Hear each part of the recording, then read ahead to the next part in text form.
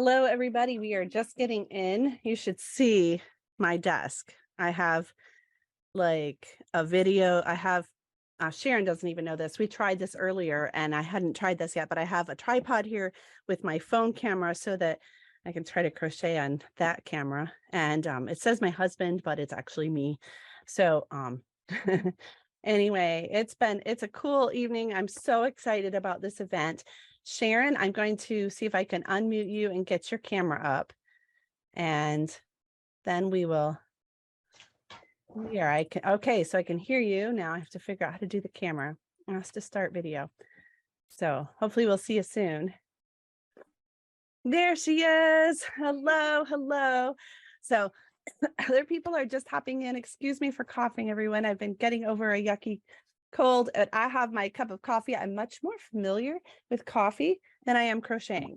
So Sharon is going to attempt to teach me tonight, but I have to tell you a funny story before we get started, Sharon. I didn't tell you I was going to do this, but I have a very dear friend named Cheryl. She's an older lady that's in our congregation, and I take her and run errands and stuff on Tuesday mornings. And today she knew we were going to do this webinar, and she's excited. She can't wait to hear all about how it went.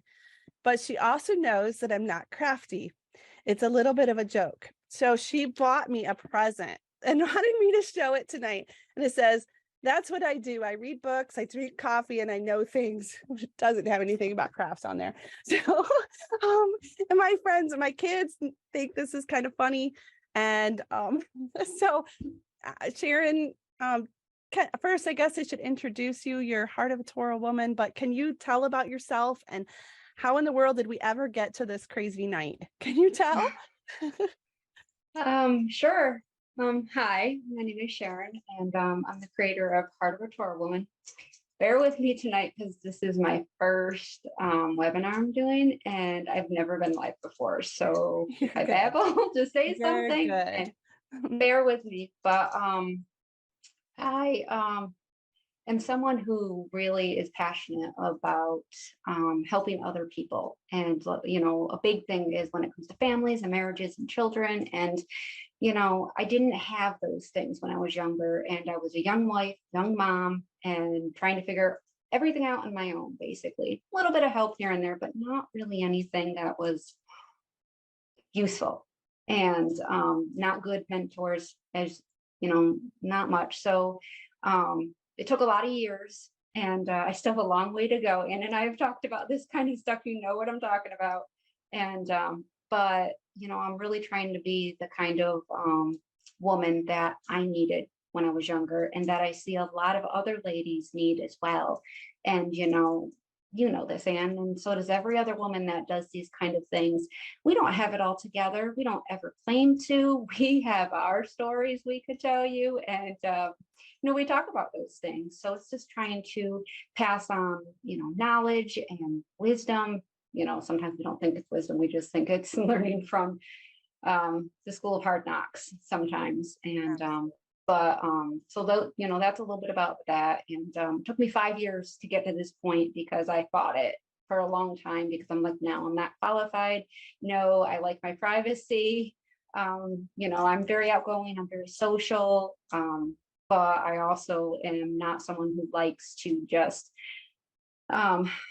possibly come across as, look at me, I'm great, because I don't like that at all. I like to be quiet. I like to watch and observe, and I do like to talk, but that's usually in my own little circles. But I really like to help people. And another thing that I'm also very passionate about is crafting.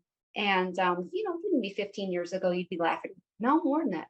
20 years ago, let's say, you'd be laughing if you knew the things that I've been making and the things that I can do, because it's just, I was never able to do those things except latch hook. That I could do, and I could sew a tiny bit. And I always wanted to learn crochet. One of my grandmothers got me a kit when I was younger, but I couldn't do it. Like, I failed and failed, gave up. I'm like, okay, well, I'm not crafty. And, out of disappointment, I gave up. And in my mid-20s, I met some very lovely ladies that I had the opportunity to get to know over the years at the local library, and develop friendships with them. And was invited to the knit night there. And that's what they call it, but that's not the only craft that they do. So I had a group of ladies that were very, very eager to teach. And they taught me when I was probably about 26, 27. At the same time, I learned how to knit and crochet. And I thought it looked terrible. I'm like, but they're like, no, this is actually like really good. And I'm like, okay, this doesn't look like a square. It doesn't look very good. But now I understand what they mean, because looking back, I'm kind of like, I can't believe, I did that well, although I couldn't make a square to save my life. Um, but it was a lot of fun. My And friend Cheryl told me today that making a square is much harder than it looks. So I already know that's hard going in. it's not as bad as long as you act. And that's one of the things why I like to teach it now, because as long as you understand some basic mechanics of it and understand how it works and why it works, it's actually really easy. Maybe not at first, but once you get that practice in, it's like, oh, okay, just pay attention to these things. And then, the square becomes less of a trapezoid or some sort of shape that we have no idea what it's called, but it actually, once you get those little tips in there, it actually makes it a lot easier. And then with experience, it's like, I can't believe that was hard, but isn't that with everything? It is so true. We need to practice. I think without practice, and honestly, having a mentor to watch you practice is kind of what inspired this whole webinar tonight. We're like, we could do this on camera and have someone, guide me through. Because it literally, the last time I've held a crochet hook outside of this afternoon when I was showing you, Sharon, is I would say 3rd or 4th grade. And I was at my grandma's house that was about an hour away, and she tried her best to teach me to crochet. And I was a bit of a nerd back then, and I didn't care about crafts. And I got to the end of that row, and I was supposed to turn the corner, and I'd gone back home, and she wasn't there to show me because we lived, a distance away. And after that, I never asked her. And now she's gone. And I wish I've had many days I wished I could ask her so many things again. But to have somebody, like, I can watch a YouTube, but when I get stuck, there's no one to help me. And so you have a new ministry that you're starting out. Can you tell people, we'll talk about it at the end, but can you real briefly tell people what your idea is to help? For the crafting thing that you're talking about? Yes. Okay. Yeah, that's, I'm kind of excited about it. I have actually taught before a number of ladies through video chat. This was some years ago. I haven't in a while, but through video chat, taught them how to both knit and crochet. Sometimes one wanted crochet, sometimes one wanted knitting. And so I have experience doing those things. And I have experience sitting next to people and showing them and, letting them give me calls or say, hey, can we do a video chat and you help me because I don't understand this? Or, I've even taught someone that I know that is left-handed and I'm not, and I learned how to teach that. And it's actually a lot easier than you would think. It's just kind of backwards compared to us. And then, so I decided that I was going to try again because I've tried similar things in the past before, that over on Patreon, I have Heart of a Torah Woman.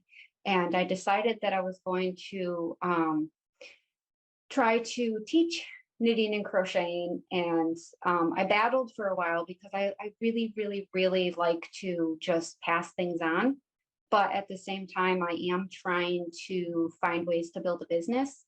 And so I had this battle going on for a while of how can I teach things, how can I make things, but still kind of have something that comes in where I can also be that woman who can help contribute to my household, even though I don't have to. It's not asked, it's not required.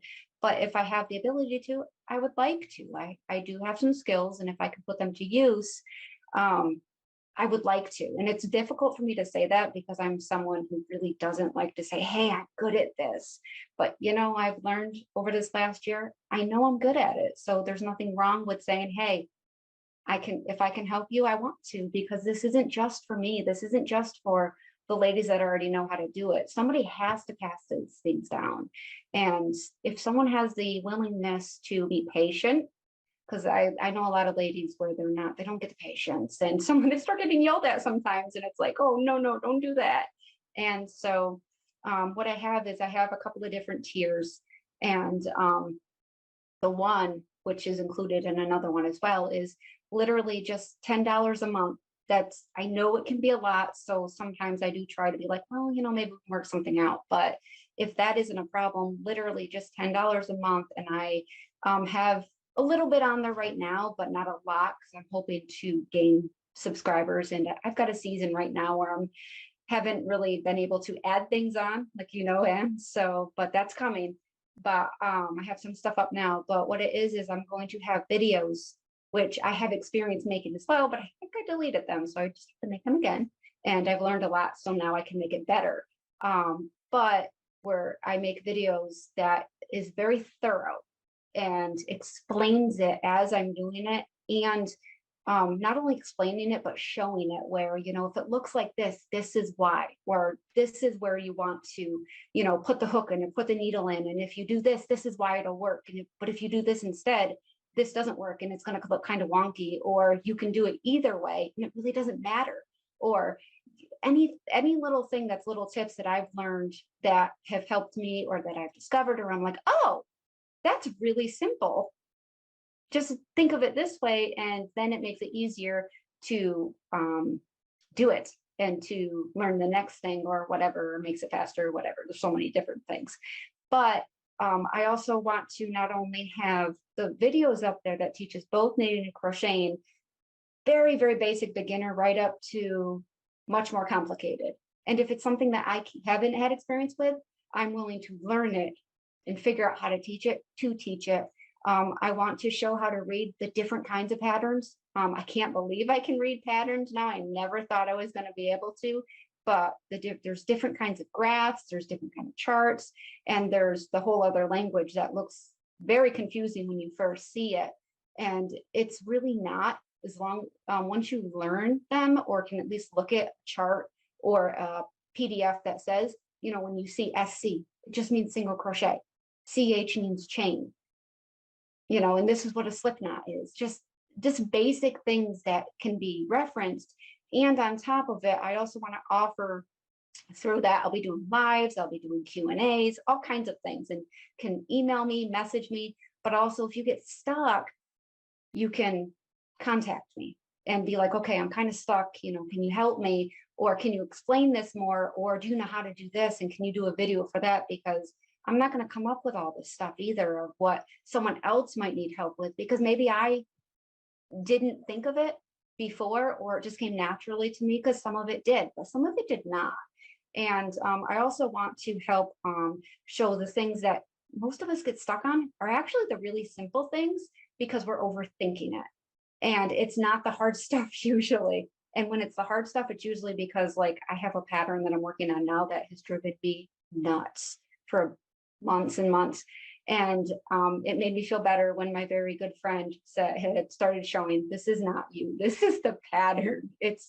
I don't like saying bad things about patterns, but it's not written in a way that is very easily understood, and things are left out of the directions that if you don't know what's supposed to be in there, it's not going to work and it's not going to make any sense. So sometimes I need some help from this particular friend of like, does this make sense to you? And then we either have to knock it around together or sit and leave it for a while, and then like, oh, that's what it means. So I want to help others to get these skills to be able to do them themselves. And that way, so that, whether it's for fun or whether it's out of necessity, or later on down the road when it might actually come to a time where we have to make our own things, or, barter or teach a skill, because that's how we can make ends meet at that point. And these are things where it's not a luxury. A lot of people think knitting, crocheting, sewing, latch hooking, all of these things, that they are luxuries and they're fun, but they can be. Anyone that does that I know really does, like, we love it. It's our hobby. But these are skills that's how we have things. If you look at a lot of the clothes that you're wearing now, you'll see they're knit, they're crochet, they're sewn, they're weaved. There's so many different things, crafts. I mean, they're called crafts, but they're skills. And these things are actually necessary to life. And, and I was thinking how this is going to sound super silly, but it's true. If you need bigger clothes made, or you need a new blanket that's heavier, you could even take fabric that you have, or sheets that you're not using anymore, or blankets that, maybe are getting old, and you can, cut them up and you can turn them into something else. And you don't even need hooks. I've seen knitting done with your arms, and that's insane. And no, I don't entirely know how to do that, but I want to learn. But I'm starting to babble. So is there anything else you wanted me to add to that, Anne? Yeah, that was awesome. And I think just to give the heart of what you're trying to do and what we really want to do this whole school year with our webinars, and to teach life skills that are not math and science. Not that math and science and grammar aren't important. I obviously think so, but we need these skills as we come into hard times in our world. And I just think it's a fact. I don't think it's a if it's going to happen, it's a when.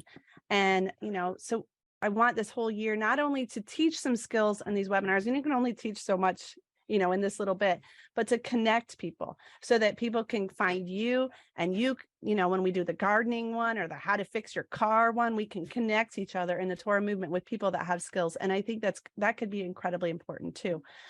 Someone is asking in the chat to a link to your Patreon. So I'm grabbing that real quick. I was telling Sharon earlier, when I look away from the camera, I'm looking at my monitor, so I'm not trying to ignore you all, but there is a link in the chat to her Patreon, and I'll make sure we post that again towards the end as well.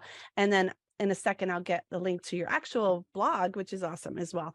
So everyone that's here in the chat, if you could, introduce yourself, tell where you're from, and put a yes if you understand the idea of wanting to teach skills to your daughters, or even start your own business. Because I have a feeling we're gonna have a lot of yeses. But anyway, Sharon, I'm gonna turn it back over to you, because I think you were gonna try to show me some stuff that you've made, but teach me how to have a clue how to get started. So I'm ready to be the guinea pig. So Okay. And like I said, I'm really patient. So if anything is a struggle, if you don't get something, to speak up and go, hey, I don't get that. And I'll show a little bit hard, what would be harder if you can only chain, or if you can't, just to kind of give a little bit of an idea.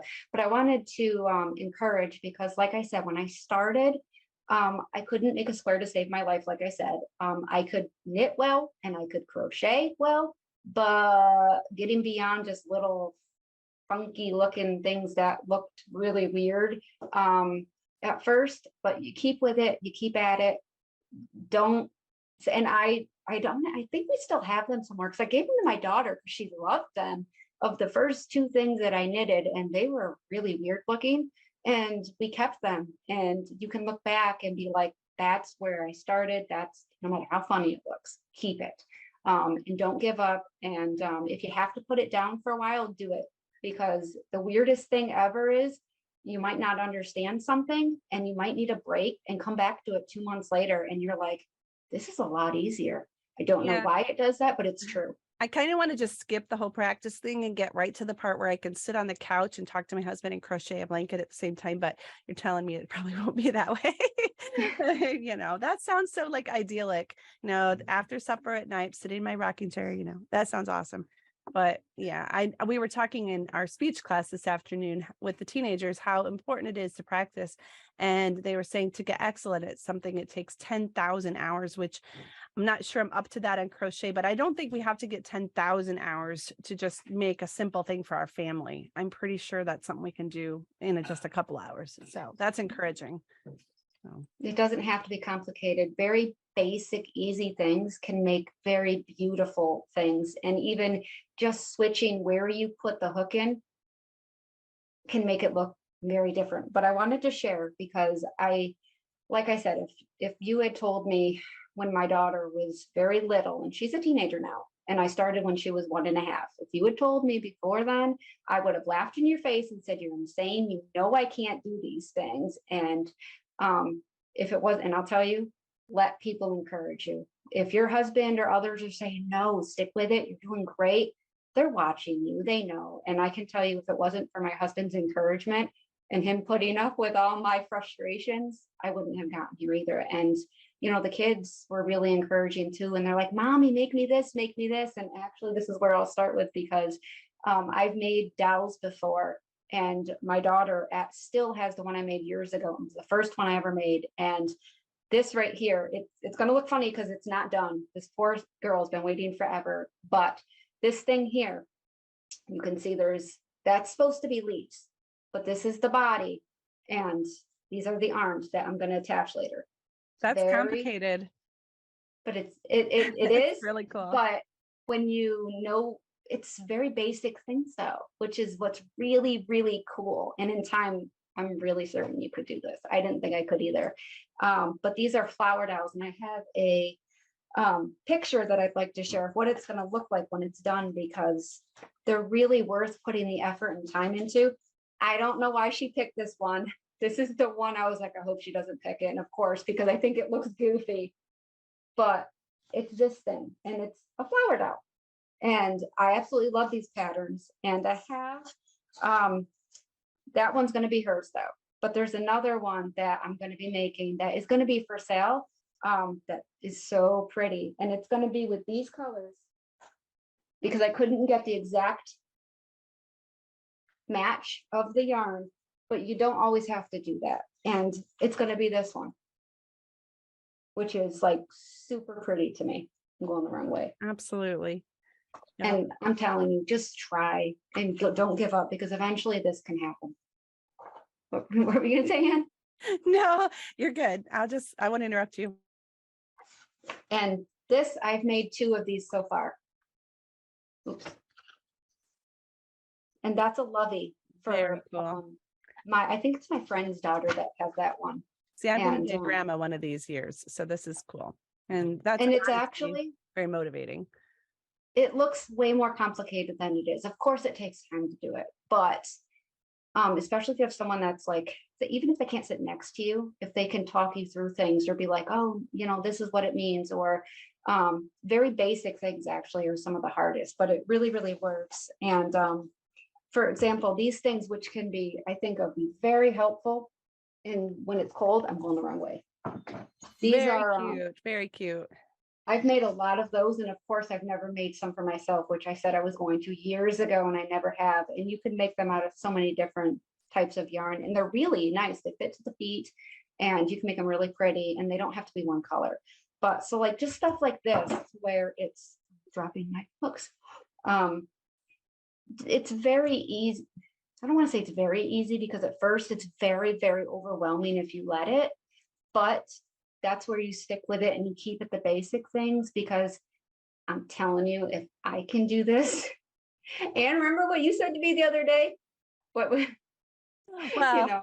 It's so true. I mean, and when we tackle something difficult, it's kind of like teaching a child to read. It's so overwhelming to them, and you're like, that's easy, you could do it in your sleep, you don't even think about it. But it's hard for someone to learn a new skill, and I sometimes feel like I'm old and I can't learn any more new skills. I'm kind of done, you know.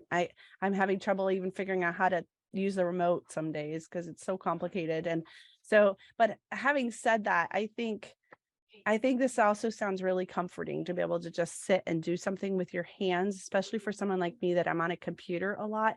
I don't think that's good for me. And to be able to do something with my hands it's got to be good for your brain, your heart. It's good for your heart, isn't it? I just think so. What's the easiest project to start with, though? I'm sure I probably wouldn't start with one of those. Is there an easier one? Probably washcloth. I could use you can use cotton yarn, which I'll show. That is actually like the easiest one, and I can say how to do that because it's literally like 40 stitches across, and you know, you can do 40 high, and then it's like 8 by 8 inches. You know, maybe a little bit less, maybe a little bit more, depending on how tight or how loose. Because that tension, actually, that's one thing I definitely wanted to mention before we start. Tension really matters, and it's super, super easy to control it. But when you're not thinking about it, because you're thinking so hard about how you're doing it, you can accidentally make it too tight and not realize why it's so tight or why it's so loose. And sometimes it's the size of the hook or what yarn you're using even. Right. And it's just little things like that, because I know there's a lot of problems that I had that turned out to really just be something like that. Just change the size of the hook. And even if a pattern says, oh, I can't, it's not gonna let me. I wanted to change that. But even if a pattern says, you know, use this size hook with whatever size yarn, sometimes you have to change it because you might just be more of a loose knitter, crocheter, or a tight knit crocheter. I've been knitting a lot lately. No, you're good. You're good. So like you go up a hook size or go down a hook size depending on what you are used to doing. So how do I know what the hook size is? My daughter brought me down a crochet hook. Is that what you call it? It's a hook.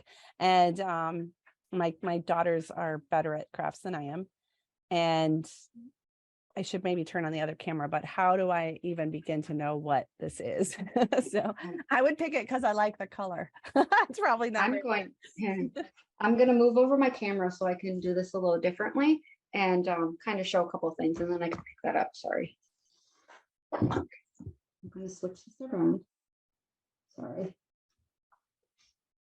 All right. Let me grab a couple things because I dropped this. I'm sorry.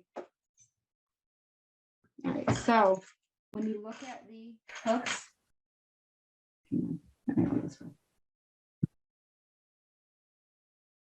oh, it's backwards. Let me move that. Okay. You see right here that says I? Yes. That is the letter, because you'll see like this one's an I. This one's a J. Okay. All right. So I'm looking at mine and I'm trying to see if I can get it in this camera. Mine says, oh goodness. Oh, so that's a letter. It's not a one. Okay. Mine says I/9. Does that sound right? Yep. Okay. And then sometimes you'll see the millimeters are a little different. Mm-hmm. Yeah, mine says 5.25 millimeters. This is, mine says 5.50. So sometimes they're off, and I don't really know why sometimes, to be honest. But that's how you can tell the letters. Like you can see here also, this one is, what's this one? A G. It's kind of hard to see. Oh, wow. Okay, so here I am thinking those are fractions, and that's not a fraction. Okay. No, and you get super tiny. Oh, actually it's right here. I couldn't find it earlier. Yep. Let's see if I can find this. Because they go much smaller than you would even think. And this isn't even my smallest. So you can see this is the I. They get and this isn't even the smallest one that I have. They go down to like zeros. And this one, the small one is a D. And they go down to like, you know, B, A, and even smaller than that. So you can get, and those ones are usually for like lace. So, and then you can have giant ones. Oh, I didn't even think about this. I'm going to share something that I didn't even think, because this thing right here, if you have problems with your hands, like tendonitis with your wrists or carpal tunnel, this actually comes apart, and it has pieces that can like go in there. And then I think you just wind up sticking it in there. And then you use it like this. Very cool. Things that go inside of it, and it helps with your grip. I have problems with my wrist. So I wound up getting that because I developed tendonitis because I was crocheting and knitting way too much, and I overdid it.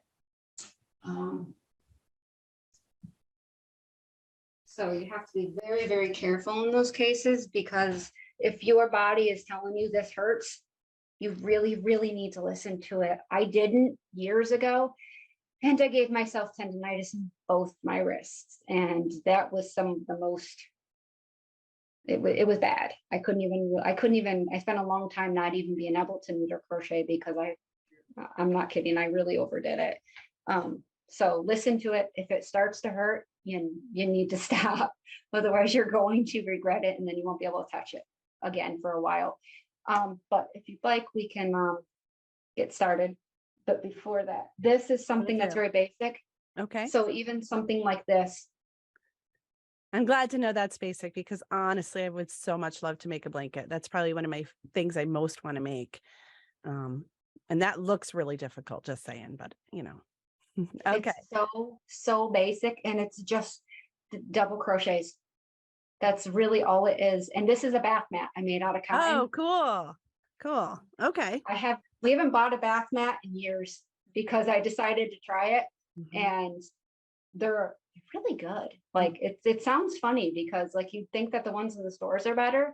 These are really good. We have 4, and they're really good. They're worth it, and they last a long time. This Very one cool. isn't used because I'm trying to sell this one. Yes. But sometimes it's difficult to be able to sell this stuff. But it's really easy. I'll share other things later that I've done. But even hair ties is something that is very easy to do. This one is one that I don't particularly like, but you can see That's probably how got the little elastic band in it. Yeah. Very cool. Whoops. That's all Yes. that's Okay. what's inside. That's all it is, and you do it around. And I've made really pretty ones and very basic one, and they work well, and they hold your hair very well. Right. So, and it gives bulk. Yes. So there's that. All right. I'm starting to ramble again. Sorry. But we can get started and actually start like showing things. I have a little bit of a thing that I'm going to show first because a lot of people don't say this, but I highly recommend what's called markers. And you can buy them, or you can just use yarn. And I'll show you just from a little tiny thing that I worked on earlier, because that in itself will make a big difference while you're learning. And after a while, you won't even need them.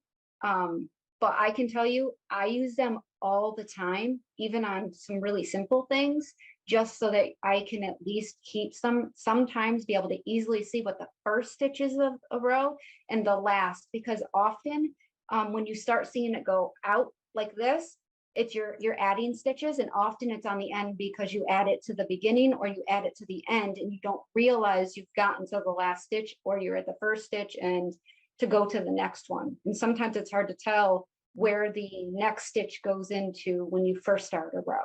And we all do that. My friend Cheryl literally mentioned that this morning. She's like, I know I counted, but it's off and I don't know where it's off. And I'm betting money this is where it's at. This is cool. I still do that. So that's why I use this, but I'll show you. Let's turn this around. Oops. No worries. We'll wait for you. Need a couple of seconds because I got a thing going. Let's see.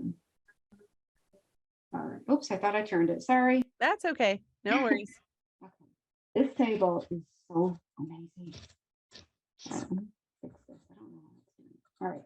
Forgive all the extra stuff in here. Sometimes the mic doesn't catch you when it turns. I'm not sure why. Oh, I don't know. That was better. Oh, it's better now? Well, a little bit. And people in the chat, if you have trouble hearing, let us know, okay? Because we want to make sure you can hear. Yes, okay, please. I'll be quiet so you can try talking. All right, so it's going to look more complicated than it is, but I've only got 2 rows in here.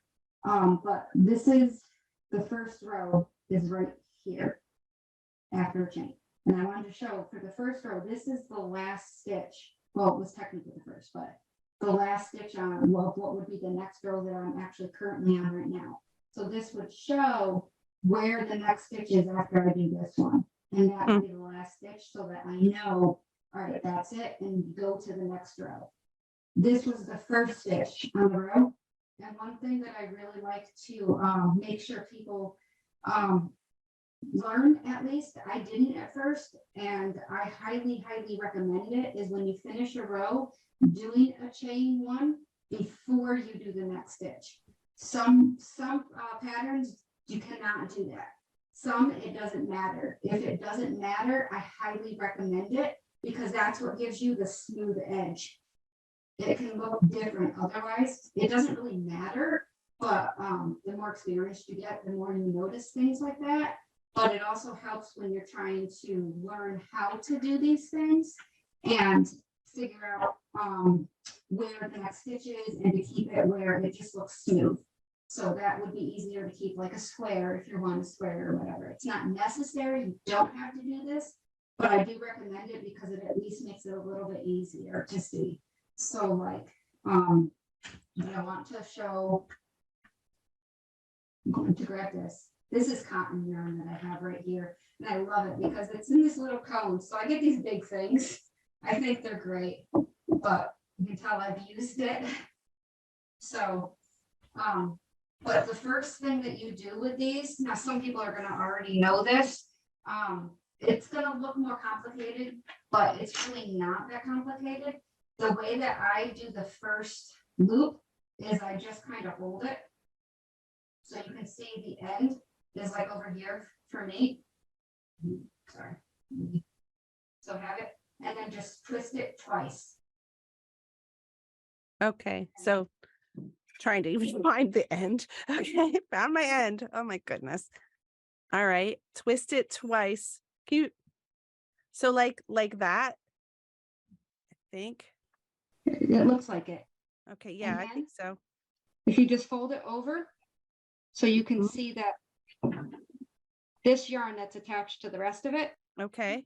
In the middle. Do you see that? Mm-hmm. Think so. And then just pull it. Okay. Did you do it? I think so. You don't do it tight. Okay. Just that way you can get it nice and loose. I almost wonder if it would be better up on this camera. Yeah, it is. I'm going to go up here. Okay. Okay. So if you have the loop, you just put the hook through it. Okay. And then pull it, not tight, because then that's where you get that's where the tension comes from, is the yarn that it's called your working yarn. Okay. This is called a tail from what I've been told. See, if you do it really tight, then you can't really, it doesn't move. Okay. So you want it to be, and then you can loosen it by now I did it too tight, so that not going to work how I wanted to show you. Because all right, see how it moves more smoothly now? Yep. You want it to be able to smooth and have a little bit of a, and then see, I told you I'm very you don't have to hold the yarn like this. There are people that I know like do things like this. Whatever works for you. But I was taught under the pinky, over the ring finger, under the middle finger, and over the index finger. Okay. That's how I was taught. And I can tell you, it took me quite a while to be able to just do this. My friends were doing that, and I'm like, you guys are crazy. How are you doing this? So I literally under, over, under, over. And if you just have to keep practicing it, and you'll constantly see me. If you see me crocheting, I'm doing this all the time, because whether it's gotten loose or I just have to adjust my hands, it's not going to just stay there the entire time that you're working. But then you just grab it. Okay. Grab it. And then just pull through, but don't pull the yarn tight. Okay. I'm using cotton, so it's going to get caught sometimes. I'm doing this on video, Sharon. Yeah. Oh my goodness. Yeah, I had to let it I'm go. having trouble grabbing it. That's okay. So now I don't know if you noticed, as I was doing this, I'm not keeping my hand, this hand, I'm not keeping it. I'm actually doing this kind of thing when I do because this is my left hand. Gotcha. Oh, it's backwards. Hang on. Oh, it's backwards. Yep. Sorry. I wasn't looking at the screen. So which hand are you holding the crochet hook in? It's the way as if it's from me right now. I had to change it being mirrored. So this is as if it's from your vantage point for yourself as well. So this is my right hand. This is my left. I actually think it's backwards now, because your right hand is on the left side. Oh, is that right? That looks right. So the one that's going like this is your left hand, and then this one is your right hand. Okay. Yep. See, okay. It's switching on the cameras. It looks off on looking at the computer. I think it. Boy, Guys, I feel like I've all left thumbs, but I think I got it through. I got it through like that. I want to show you something with the tension. That Okay. see how I can just pull it up? Yeah. That's how people wind up getting too loose because they wind up pulling that. So that's how you control the tension. Is like it's kind of like a dance between this finger and this. Because as you can see, I'm kind of pulling my finger back some. I don't know if everybody does this, but I've noticed that I do. And this helps because as I'm going to grab my left hand is kind of going in. I can see that. So it makes it so that you're not only just kind of working only from this. So you have to do this again. But make sure it's not very tight. As you can see here, it's not super, super tight. So you can see I have it very tight right there. Up a little bit. And that's just by pulling a little bit on the hook. You want it to have some space because especially for the chain, you need space to be able to go in when you do the stitches that come following. So when you do it tight, that makes it so that you can't get in there and then you have to play with it or start, redo it or whatever. So what do I do if I accidentally lost it and it all fell off the crochet hook? I'm going to try really hard to get it back on. Oh my goodness. So now, depending on how tight it is, you can just pull it. Okay. Oh, the people watching are probably like, oh, Anne. Okay, very good. Okay, did that work? Yes. Okay. So it really, because it's like you do it like this. See how loose that looks? You don't want it super loose. So the way, I'm gonna put that back in there. Okay, under, over. Oh my goodness. Okay. It's fine. I can't even tell you how long I had to do that. And then, because my friends kept telling me, one day you're not even going to be noticing you're doing it. And really, that's how it worked for me. But you don't have to hold it like that for you if that's not what you want to do. Just whatever works for you. It did for me, and I don't know how it did, but it finally clicked. Right. It's almost like your hand is doing like one of those Industrial Revolution machines in like England, and like your hand is having to hold all the parts of a loom and like it's not used to it, so you like let go of one and the tension and the whole thing falls out. So. Yeah. Oh, right. Yes. And you can see that I'm holding between this finger here. Yep. And stitch prior. So whatever you've already stitched, if you hold that together like this, kind of not pinching it super tight, kind of holding it together, that makes it so easier to control too. So, and then like I said, it's like very it's easy for me to do because I've been doing it for so long. Wow. But you don't want your finger super close. So I can't even do that anymore. I used to do it all the time, keeping it really close, but that will make it too tight. And then if you have your finger too far away for where the working yarn is, it'll be too loose also. So it kind of is wherever the balance is for you. But if you pull your finger, see my whole arm is moving forward while this. So if you kind of go pull it forward and then kind of put your fingers back, it's easy to grab that way. And as you can see, I have a little bit of space in there, and that's there it goes. And then just pull through. You make it look easy. Okay. That's where I'm having a little trouble, but let me see if I can get in the camera so you can see where I'm having trouble. So I'm pulling it. I'm going to go this way. Pulling it through. This must be painful. Okay. I got it. Got it? Okay. I'm going to try another one. Okay. I'm getting it. Oh my goodness. It's almost like you get a rhythm to it, huh? And see, and then I'm pulling. And for those of you that are much further than this, I apologize. I know how it feels. Sorry. Get on with it already. Yes, feel free to show more than what I can do. Please keep going. For anyone that my daughter's over at the table and she's giggling. But like, I know it sounds silly, and some of us are so natural at it. Other people do it, but if you just pull your finger, and then I'm not even moving my hook, and it just makes it that much easier. And then if you need a little bit of space, you can just pull up a little bit on the hook. Okay. And it gives a little bit of space, and then I'm just bringing my thumb up a little bit and holding it. I'm not doing it tight it just gives it that balance so that it's not flopping all over the place, or you're not trying to have to pull the hook through while whatever you've already done is kind of flying all over the place. And then you just keep going. Almost like you can use your thumb to push it through. Okay, I'm getting it, maybe. Trying to look through it through a camera is not easy sometimes. I know. Keep moving too far. All right. But it's just, and I know for me, it was a little difficult at first to do a chain, at least at first, because I wanted to do it super tight. And I know others who do it very tight. And then you just keep pulling it through. And then it's just kind of smooth. And if it's a little too loose, it's fine, because that can get cleaned up later on anyways, and it really doesn't matter. Not right now. And just keep pulling it through. Yep, it's just getting it down. Okay. If you notice, it looks like a bunch of V's. Mm-hmm. Now, the first row that you do after the chain will definitely look different, but you can see how it has the V's.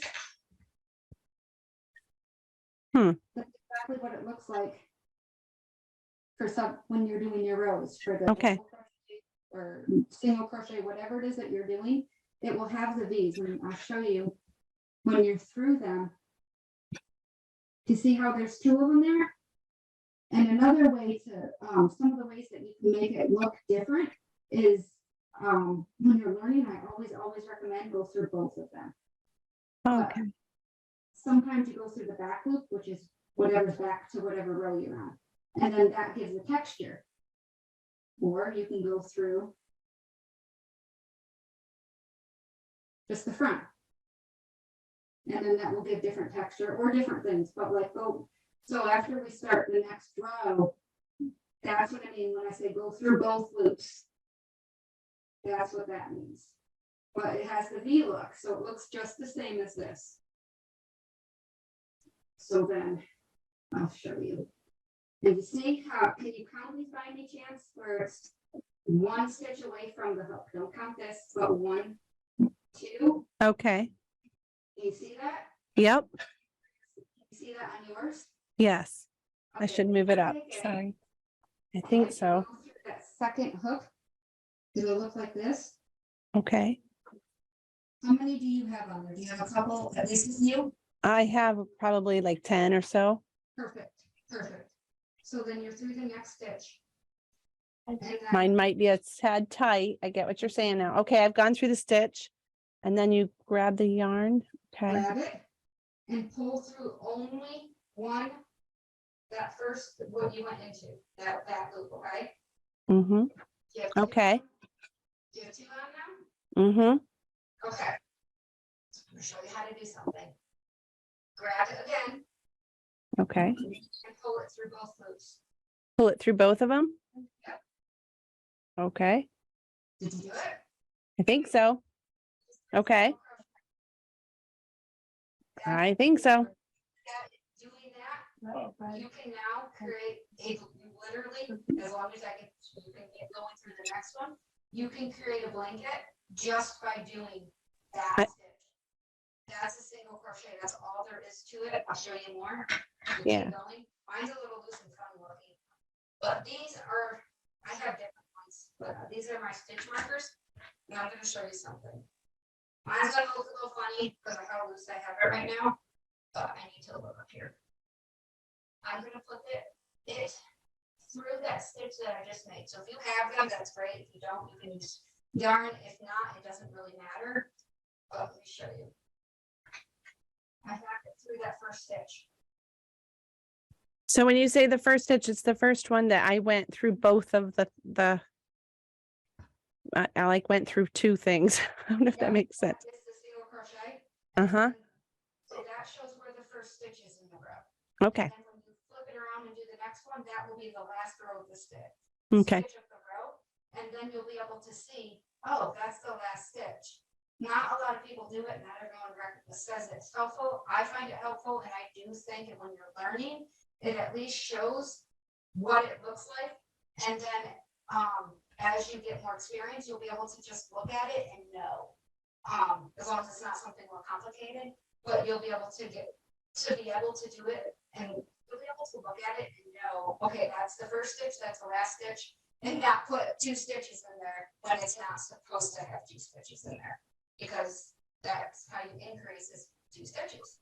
Okay. So if you go through the next one, and then you'll have 2 loops on the hook. Okay. So I think I probably did them really tight, but I got it. Like I probably stitched my first row too tight. All right, but I got it. But that's why when doing that initial chain, that's why it makes such a difference not to do it as tight as you might the rest of it, so that you can get stuff in there. But it's not that big of a deal, and it might make it look a little weird. If it does that, it's not that big of a deal, and it can stretch it out. But you just keep going, and then you just grab the working yarn and pull it through 1 loop, which is the chain stitch, and you'll have 2 loops still on it. Do you still have 2 loops? I think so. No, I don't. Phooey, I have 1. Okay, I did something wrong. You might I have. wonder if I went through both. All right. I can go back though. It goes through the So loop I can and pull. Okay. Come on in. And then there'll be 2 on again. Okay. So basically you go through 1 and then you go through 2. Is that right? Like How we just right. And now I'll go through to the 2. Yes. And then it's the same thing. And it looks like kind of almost like a weird V. I don't know how to explain it, but that's how it looks better on this one. Okay. Go through 1 and then go through 2 and okay. And now did that do the same thing again? It's fine. It's fine. You just keep going. Let's see. Let's try again, and then you can show me. If you put it through the next, you can see. Yeah, I have it kind of funky. It's harder to do when you're looking through a camera. You can see each individual stitch. The top one. You just go into the next one, which is this. Makes sense. And then you just pull it through just the 1. And then you grab the yarn. And pull it through both. Okay.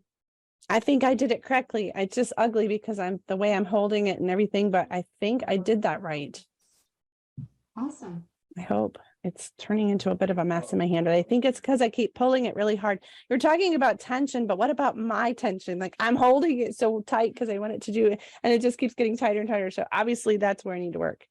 And that's where you can just, if you have to readjust your fingers and look where you pull on this, because you see that like I'm barely touching it, you know. Oops. See, it looks different on the screen up there. Sorry. You can see I kind of just have it a little loose. If I really pull it, you can see that it's like really yanking on right here. But if you just give it some space, but it can be really difficult to learn that at first anyways. That's where the practice comes in. And then you're like, oh, okay, you know. I just need to practice turning the corner for a few hundred times. So then if you just keep doing the same thing over, if you go through the loop, pull it through 1, and then pull it through 2. Mine look really loose right now, but that first initial row, after you work on the chain, sometimes it looks like there's big holes in it. I don't look like this, but you can see it's got the holes right there underneath, and it kind of looks almost like a weird V. You can see that that's the stitch right there, and then there's the chain. This is what we're working for the next row, and it always does that. I'm sure it's not different, but then you just keep going. The beauty of YouTube too is if I post this on YouTube later, it's going to be for me so that I can just keep watching this over and over again. And probably one of the hard parts about being on video is that I keep trying to do it on mine and then I miss what you're doing. So I'm watching you here and it's making sense. And then you go to the next one and do, yeah, it's making sense.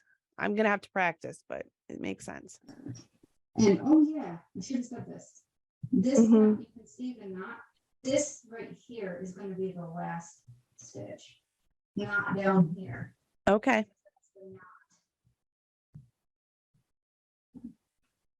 And the camera keeps getting out of focus. I'm sorry.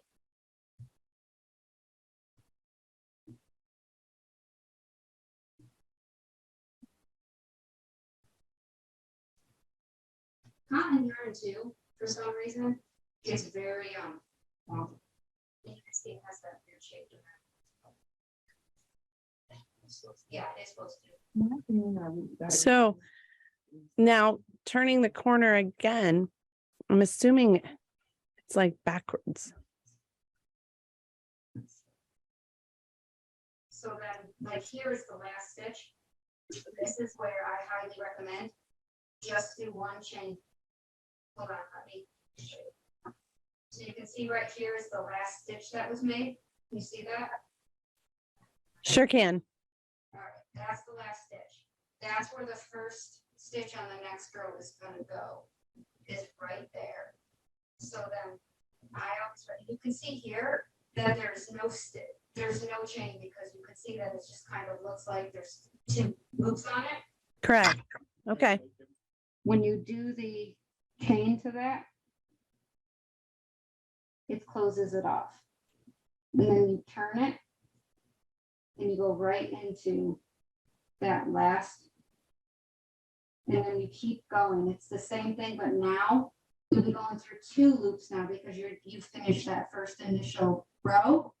So all the subsequent rows like this, it will be, I do recommend, you don't have to, but I do recommend it just because it makes it easier when you're learning to go through both. So then when you do the first part, you go through both of those. And then you keep the two loops. And then, so it's the same thing, except initially you go through two loops. And then Okay. I put, this is where you would put in a stitch. Let's see it. Right in that first. That makes sense. And that way, and you can see it's kind of giving it a little bit of a straight line. That extra chain at the end, it just makes it a little bit easier to keep it smooth and straight. You don't have to, you can just keep going. And then you can see that there is the next stitch. You just go through both. Through one. Through two. And you can see the first row we did now looks different on the other side. And when you go in the rows like this where you turn, it will look different. You'll be able to see what if this was the back, you would see like some of the rows, like the odd rows would look like this, and the even rows would look like that. Makes sense. And it's funny because it's the back of it, so it's gonna look. It won't look uniform, but you can't really tell once you know anyways.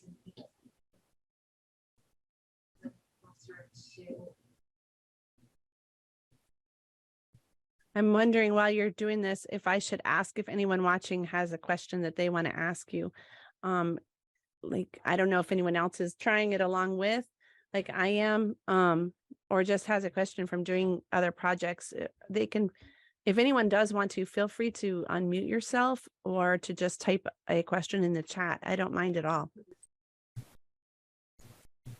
Or if I'm not doing very good explaining it, because. Well, I think you're doing a good job explaining. I think I'm just going to need practice. And really, you're making the most basic stitch there is, other than like the chain. And you could literally just keep going from that to make washcloths, blankets, whatever. And just from that, it does take longer to build up the height to it, but whatever. Okay, so then some of the other stitches, the purpose is to kind of add bulk, and I guess is what you're saying. Yes, like this is cotton yarn, and actually it's the same yarn. I'll show you the difference. So this is a single crochet, which is just, it's the shortest one like that. When for the bath mat. I used a little bit bigger of a hook. I think I used a J, and it has 2 strands of yarn. So this is going to be a lot bigger. These are double crochets. So when you compare the size of the stitches, it makes a big difference. This is 1 row right here. From here to here, you can see it. Because it's variegated yarn, you can kind of see where each stitch is. Almost looks like it would be easier to tell where you're at. And it builds it. I mean, there's a lot of, I mean, you can see it's got space between it, but it's fine. And this is thicker and it's got a bigger hook that I was using, so it's going to build up thicker than if I was doing the double crochets with the yarn and just 1 strand of yarn. So this just gives it more bulk, but you can see where each row is. And it builds up a lot faster. This is only, I think, 25 rows for that, but it's very big. But 25 rows of this isn't going to make anywhere near that. That makes sense. So you were telling me earlier today that there's some special things we should keep in mind when we buy yarn. Oh, yes. Kinds we want to avoid. Yes. When you're first learning, you don't want to get super thin.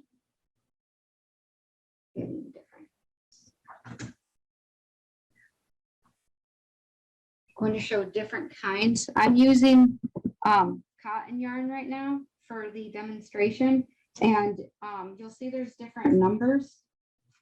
Actually, this will work.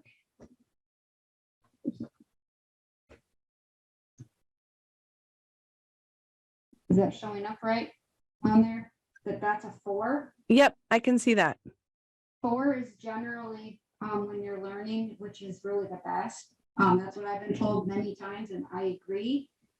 That's generally worsted weight yarn, which you don't have to worry about that. That's better. This cotton yarn for the dolls is also a 4, but you'll see that they're not entirely the same. It has to do with the ply, and you can see the difference in how thick it is or how it looks. Yeah, I think the one I'm using is more like the top one.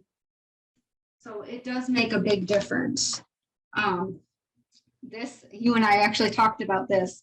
These are kind of fun to work with. And that green, the lighter green one was the same kind. The novelty yarns, when you're learning, I do recommend staying away from them. They will probably do almost nothing but frustrate you because they do look pretty and they do make a lot of fun things, but they actually are kind of harder to work with, even though these are like, this is scrubby yarn. So if you want to make like those scrubbies for like washing dishes, okay. This is scratchy. I don't know if it looks like it looks fuzzy, but it's actually scratchy, and they're really good. I've made them, and you can see that it's not super thick, but as you can see, like I'm just going to do this and you'll see what I mean. It starts to get confusing. Like Absolutely. So then when you get through it, it just gets very confusing very quickly, and it's just and it gets can feel weird because it's not smooth and it doesn't actually, like I can use it, but sometimes you can't see where the stitches are as easy. That makes perfect sense. So the novelty yarns I recommend staying away from until you're comfortable with the other ones. They are fun to play with if you want to try them and are feeling brave. That's fine. I'm not saying you can't, but it might be harder to actually learn to see what things look like when you compare. Yeah, you literally can't tell anything. You can't see your stitches. Just see a bunch of threads going every which way. Yeah. And that's what it looks like when I'm looking at it too. It's not just the camera. It's a lot more difficult to see. But it doesn't always take very long to be able to get to those. But when you're first learning, I definitely don't recommend them. I got frustrated, and I have a lot of novelty yarn that I've used and that I still have, and I don't touch them because sometimes I just don't feel like dealing with them because I've tried doing like a scarf and it's like, this is really annoying. I don't want to. That makes but sense. It's a lot easier to see this. Like I said, this is cotton yarn, so it looks different than Actually, I want to show a couple of things compared to like these hats that I am working on. This is the main type of yarn that I use.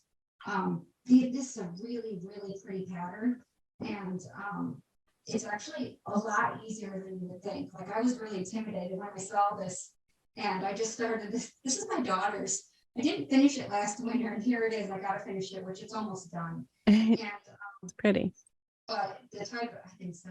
The type of yarn, you can see that it's nice and thick, and it's easy to work with. This is easier sometimes to use than cotton. It's smoother. The plies in it doesn't catch as much. That's why I keep getting caught when I'm doing the demonstration, because it's cotton. But I figured I would use that for this. So you can see it's thicker and it's just different. Oops. But this one is similar yarn, and this was supposed to be mine, but I forgot that it would be smaller. And this is my favorite yarn to use too, to actually work with. But it's 4-ply like I was showing, but it's thinner. So the hat is actually too small for even my head. So it's more of a smaller youth, I guess a youth, but maybe It's pretty. oh, thank you. But you can see that's the size difference. This isn't that much behind this one. This one's closer to being done. But if you look, you can see that there's definitely a size difference. And this is almost done. This hasn't, you can see it's definitely got more rows. So this is going to be a bit taller than this. So like I can fit in this, but it's tight on my head. So I want these colors. So I'm going to have to just get out my other yarn, and I just wanted this yarn, but it's too small for me. Wow. So, like, this looks really intimidating, but it's not. It's literally single crochets, which is what I was showing you. And these are, I think, doubles. And the way it works is a lot easier than you would think. And it's supposed to be like a spiral, I guess. It's that one pattern I was showing you earlier. And it's this. Oh, cool. So very nice. And it's a lot easier than you would expect. So like these kinds of things are a lot easier to make than you would think. But this is a sock yarn, and it's thinner. So it really does matter what you're picking, because you can wind up picking something that's too small. Makes sense. It matters with the size hook. So if you use like a bigger hook with this, it's going to be like really, really loose. But if you use a really small hook with something even like the yarn here that I'm using, it will be too tight. So it matters what you use in that way. But if you'd like, I can show you. And I don't expect anyone to get that if they don't know how to do it. To expect to be able to get this like in an hour or two probably isn't going to happen. Right. Yeah, so I'm figuring that. So, but I can show you.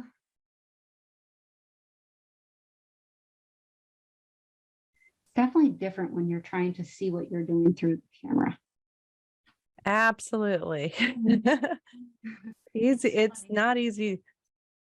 I keep finding I'm looking towards my monitor and watching you, and I'm going far. It's funny. Well, that's what I used to do when I would use YouTube videos that I actually liked. I'd like watch something, pause it, try it, watch more, pause it. If it's something I had to practice, I would. And here we're at the end of the row, and I know where the last stitch is. Sometimes what makes an extra stitch is you see right here where it looks like there might be more. Right. People can go into that and create an extra stitch. And that's where you start getting it, where it starts getting bigger and bigger sometimes. Because here you can see, yeah, I'm only going one stitch into one stitch. It's usually, especially on the end, to where you can wind up going beyond. And even when you don't have the chain one at the end of a row, sometimes it's just going into what looks like might be a stitch, and it's not. And I've done that many, many, many times. That's not something that's just a novice issue. It's just sometimes you don't realize where it is because of how it looks. So that's why I think that using these are really, really good. Yeah, I think that's almost the best tip I've heard tonight. That, and I'm just going to need to rewind it over and over and just watch you go around that corner. But And it makes a lot more sense than it did an hour ago. So that's good. oh, that's good. It does. It just takes time, and it's really a lot easier than you would think. And sometimes something so simple, at least it feels like it's so simple once you get it, really is what you need the most practice on. And sometimes the single crochets are harder than learning the doubles, because by the time you learn the double crochets, you already know how to do the other things. That And makes sense. Yep. so something so simple, but I can show you going right into, I like to keep the, you don't have to, it's just my habit because I've done it where it's like, wait, where was I going? And then take out, not the hook. That makes sense. That's me, because can you see where you might accidentally go into another stitch if you didn't know this was the last one? Absolutely. That's what a lot of the times what can happen. And then it's just the same finish. Okay. And then you can see where where it is. Sometimes I put my finger there. And then you can see before you put it in there how it kind of, you can see that it's kind of to the right of the stitch where this part is. I can't think of what it's called right now. It's okay. It's called like, but when you turn it, it's to the left. So you can kind of look at it and see how this goes like in a straight line. And then you look at it and you can see this part here is where you go in. And then pull it through both. Pull it through both. And then sometimes it can look a little funky. And it's not going to be a perfect straight line per se. It might kind of go like this, but at least it gives that outline a little bit better. And it really depends. So I kind of sound like I'm contradicting myself.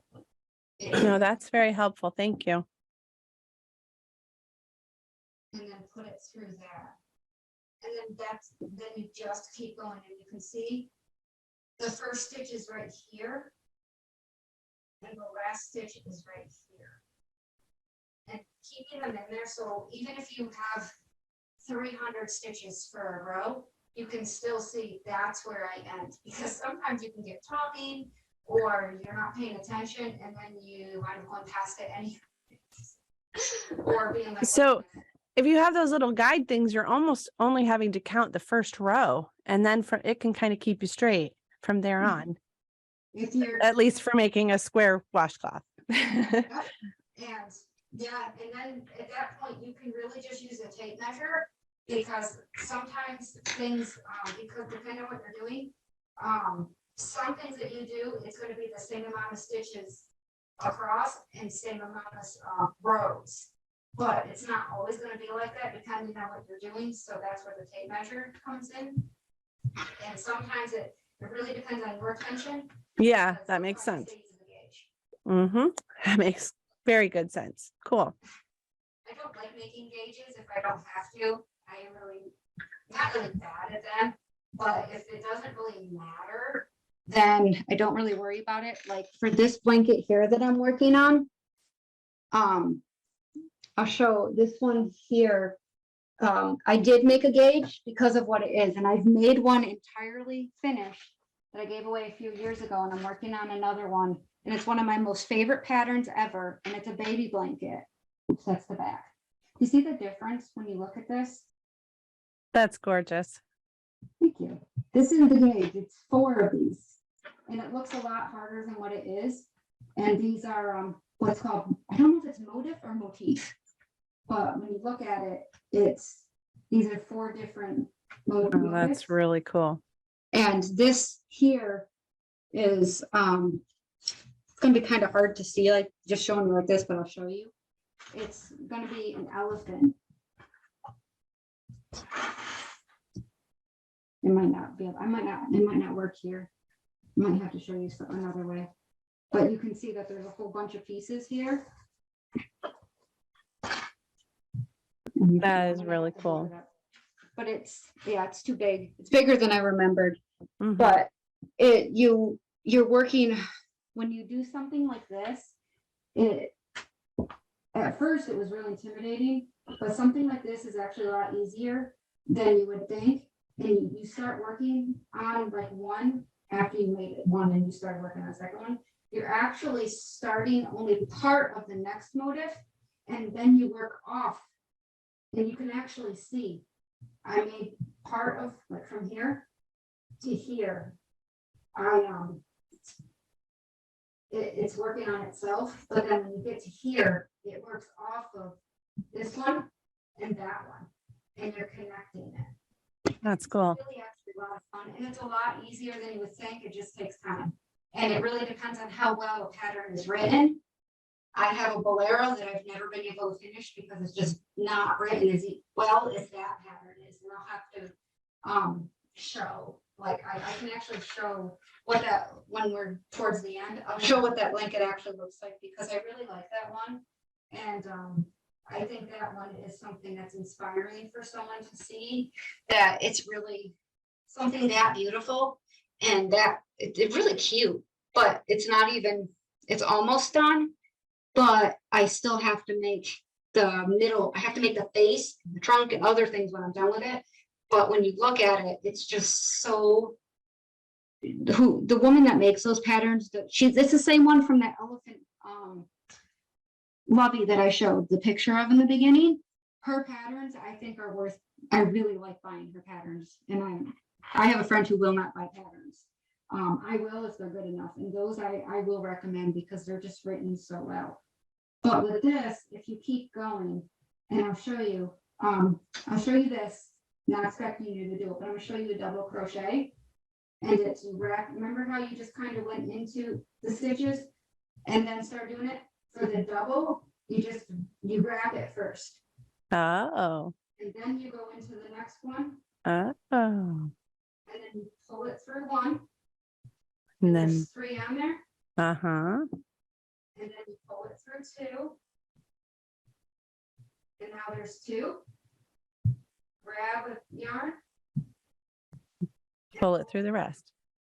Wow. Look at the height difference. That's cool. And that's as simple as it. And actually, I'll show you first. Before even a double, what's called a half. You wrap it. First. Pull it through the 2. And then have 3. The half, pull it through all 3.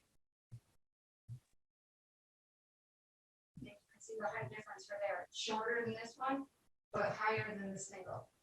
Cool. So that the half double.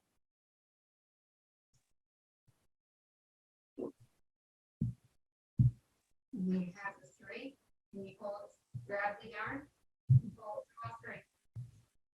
And you can see it looks different. Yeah, I like it. That's cool. And that's your double. Those last 2 were the half. The first big one was a double. This is a double. Okay. So then there's 3. You pull up through 2. So now all 3.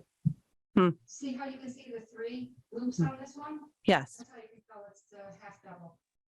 And then grab it and pull it through 2. And you can see the difference. Of all the stitches. It makes sense. I bet you the first time someone crocheted, it was a complete accident. This is cool. Neat. It looks a lot more complicated than this, but you can see It's not. how there's less space between the stitches for the single crochets. Mm-hmm. And then there's a little bit of space between these, but then you can see there's definitely, I mean, I can fit my fingers. So depending, but if you don't want it, if you want it tighter, that's where you can use a smaller hook, and then it will make the stitches kind of like more tightened up. But I don't recommend that until you're comfortable doing it like that. Yeah, just practice at the beginning. Okay. And yeah, and it will get easier and easier. And then I'm at the last one.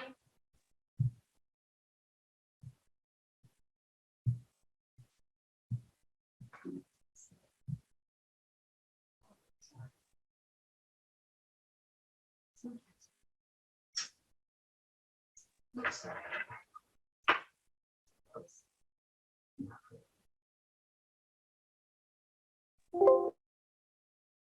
And then you just pull it through two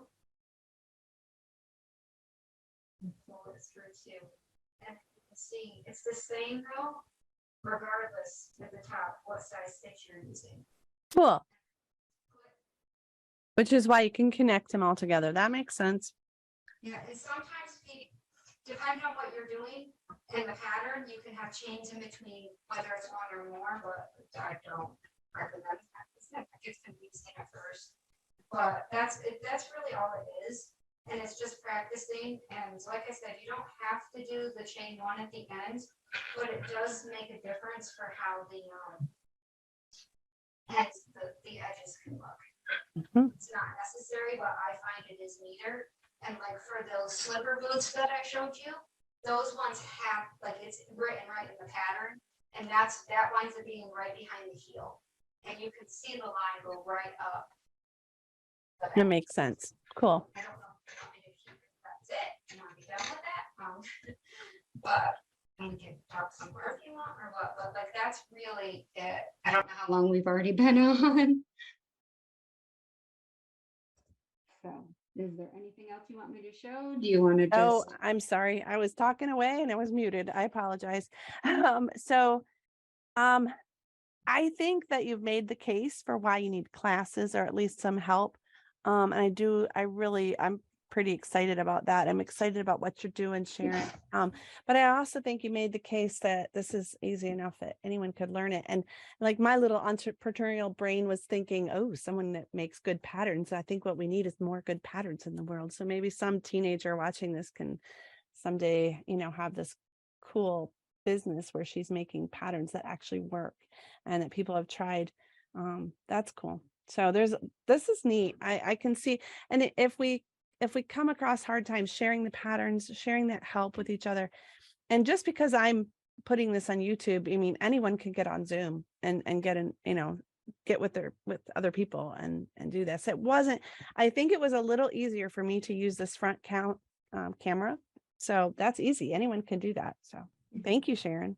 I know it sounds kind of dorky a little bit sometimes, but it's different doing it live like this, in this kind of setting. And then in like, just as the Skype was different and, going back and forth, like with just, I did with you, but, specifically working on what we set out to work on. And then like when I make my videos, it's more targeted, and I'll make one just for, okay, when you work on this stitch or when you're reading this or whatever, because I know it can be drawn out. I know it can get kind of boring or like, no, that totally makes sense. And we would just be making one project and we could keep, working on that thing. But seriously, I am going to sit and try to learn to at least turn those corners and do the stitches that you've shown me already. So I appreciate it. I really do. And I hope my newness to it wasn't too boring to people, but I appreciate it.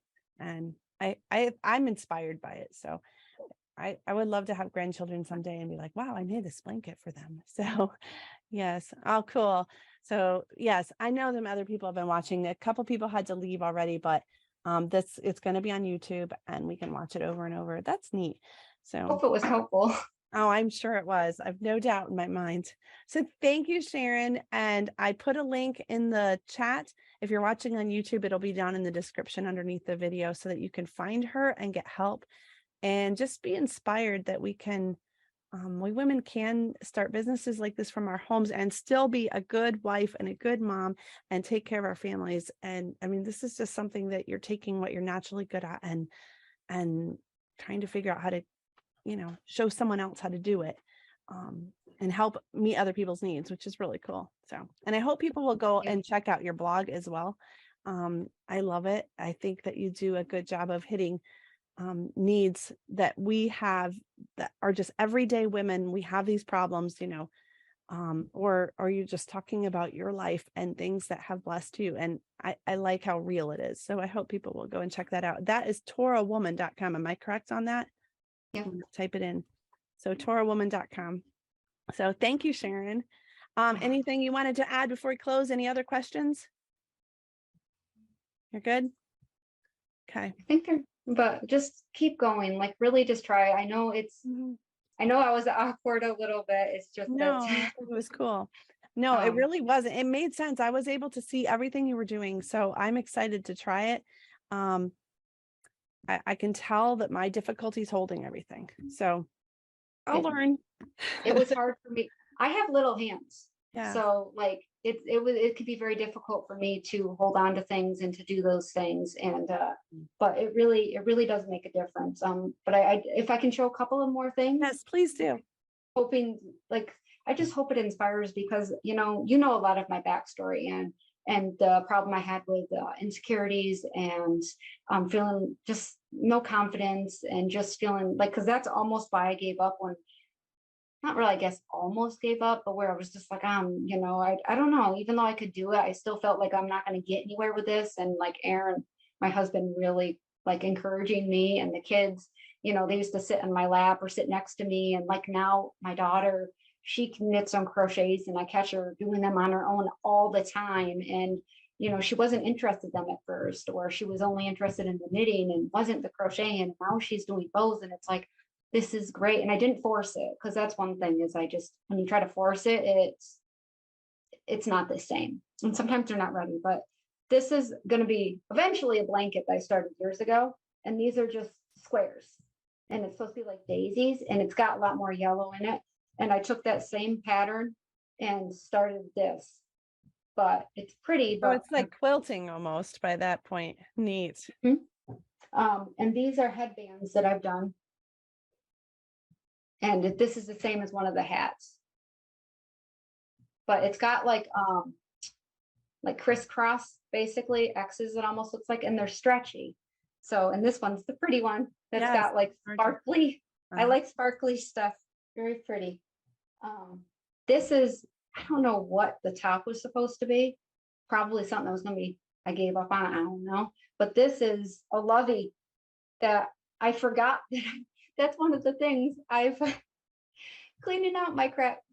Anybody that watches this that knows me is going to be like, again. Well, we just moved to some rooms again, and my craft room is now this room, which this wound up actually serves my needs for crafting. And this is also my sitting room, because I have my radio in here and my rocking chair and just craft stuff. And it's just, I can sit on the floor if I want. And my table isn't even all set up, because it's got one big leaf down on the end, but it's very useful. But like, this isn't that hard. It's like a start. And it's really, and these are double crochets that doable. And you just learn where to put the extra stitches. If you can just do just a double crochet, you can do the additions, because it's really just the extra stitches is just 2 double crochets. And I actually will show how to increase and decrease. This is what I really wanted to show, because this one, it looks so much harder than it is. I'm not done, but this, I'm actually making this to sell. And the next one I want to do is like blues, probably, but maybe greens. But this one's for a little girl. Oh, that's really cool. Neat. And can you tell it's an elephant now? Yes, you sure can. And in the middle is going to be, I'll make a big circle, and that will have an elephant nose that comes off of that. And oh, that's really cool. And it will be, and will have a little bow, and it will be but it's bigger than you would expect. Yeah, and definitely snuggly. It's not that hard. And it's really just things like that, because especially even if you can't, like, if you want to do gifts for people, if you can't afford something really, like maybe that you would really want to buy something really nice. Is incredibly valuable. Yeah. So, and it's just, and people really do, you don't feel like it sometimes when you make something. You're like, I really hope that they like it. And, sometimes that's what they seem to appreciate the most. Other times it's hard to tell, but then sometimes they'll see it and they'll be like, oh, I really like this. So I think it's beneficial. And then when we pass it down to our daughters or friends or other people who are willing to learn, because maybe one day this will be out of necessity.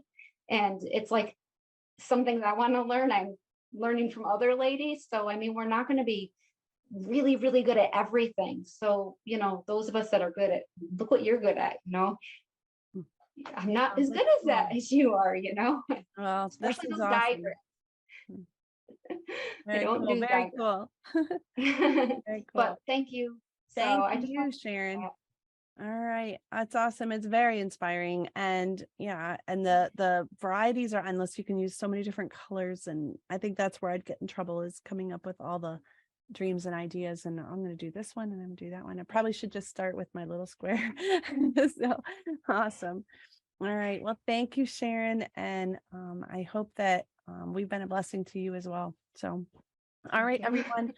Have a wonderful evening. We are going to be back next month with a couple that lives in a tiny house and are very entrepreneurial. And so that's just a bunch of topics right there that I could go for a long time on. And I think they're going to be talking to us about not only how to start your own business and where to get ideas, but also how to minimize all the stuff and get it down into something smaller. So that's going to be really cool. So, all right. Thank you, Sharon. We'll Thank you see for you having later. me. I appreciate everything.